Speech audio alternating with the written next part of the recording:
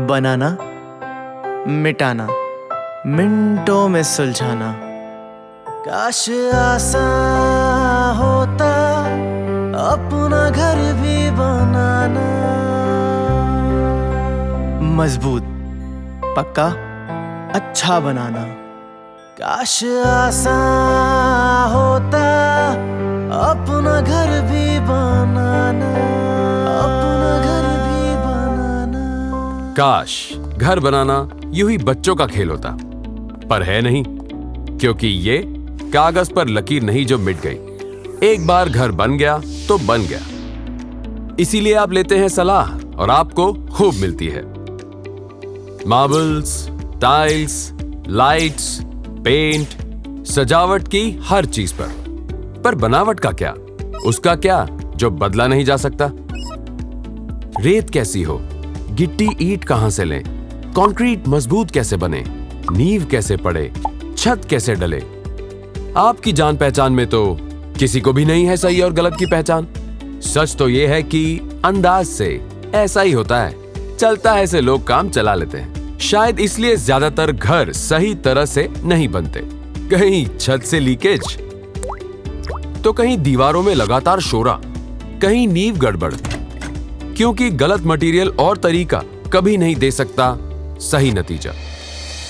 अंबुजा ने सालों साल घर बनाने के तरीकों और मटेरियल को स्टडी किया और वो साइंस और टेक्नोलॉजी जो बड़े बड़े प्रोजेक्ट्स में लगती है, आपकी साइट पर भी आसानी से लग सके, ऐसी तकनीक तैयार की। पिछले 3 सालों में लगभग 1.5 लाख घरों में यह टेक्नोलॉजी लगी है। रिजल्ट 20% ज्यादा मजबूती। तो देखते हैं चलता है क्यों नहीं चलता, अंदाज टेक्नोलॉजी से क्या प्रॉब्लम होती है और अंबुजा की टेक्नोलॉजी कैसे इसका जवाब है।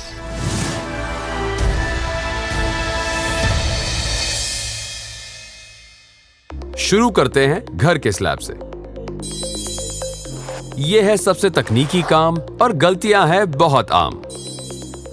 स्टैंडर्ड क्वालिटी का सीमेंट लिया, रेता बजरी मंगाई, कहीं तसले से तोला तो कहीं बक्से से।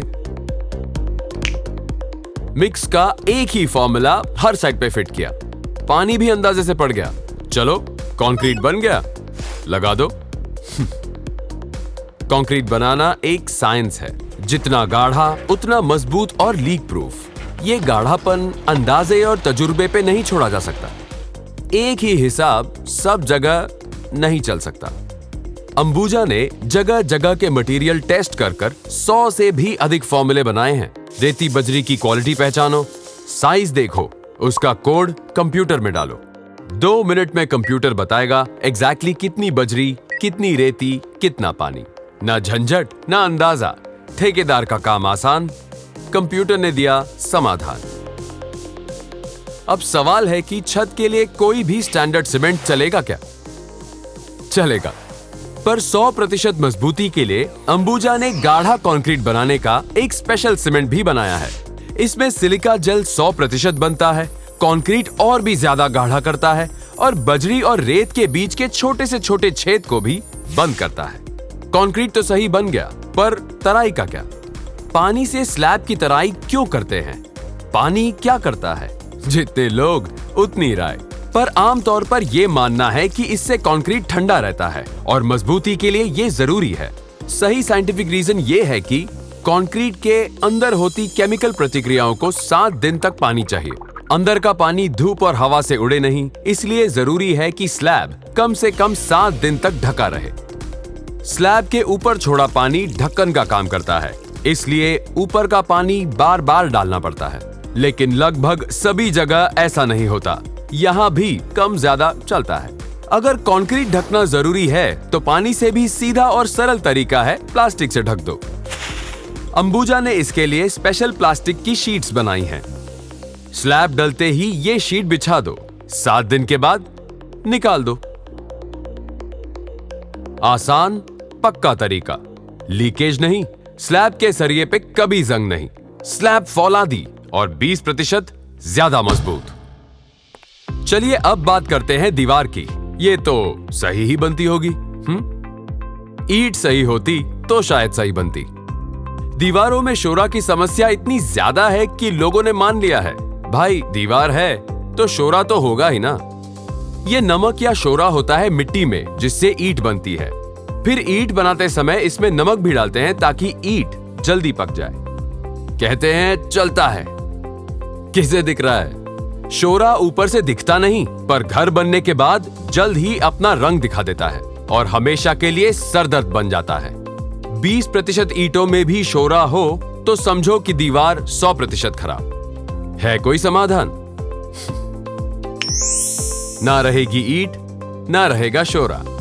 जी हां, शोरा की समस्या का एक ही उपाय है, दीवारों को ईंट के बदले कंक्रीट ब्लॉक से बनाओ। पर ये ब्लॉक सब जगह नहीं मिलते, और मिलते हैं तो क्वालिटी की कोई गारंटी नहीं। इसलिए अंबुजा खुद के ब्लॉक्स बनाती है, एक स्पेशल टेक्नोलॉजी से।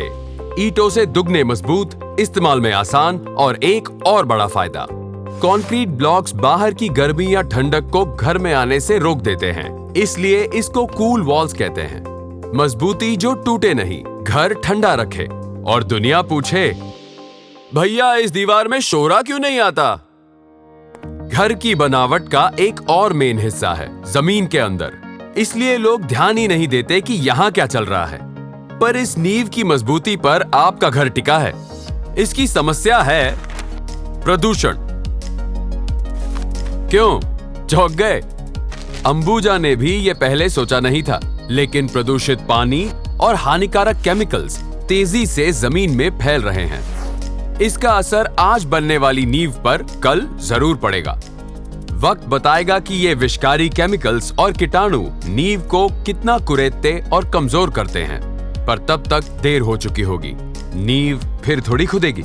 इसलिए कुछ साल पहले अंबुजा ने अपने सीमेंट में ये खूबी डाली है जो नुकसान करने वाले केमिकल्स को बेअसर कर सके। ऐसा कंक्रीट जो केमिकल रोधक आवरण बना देता है।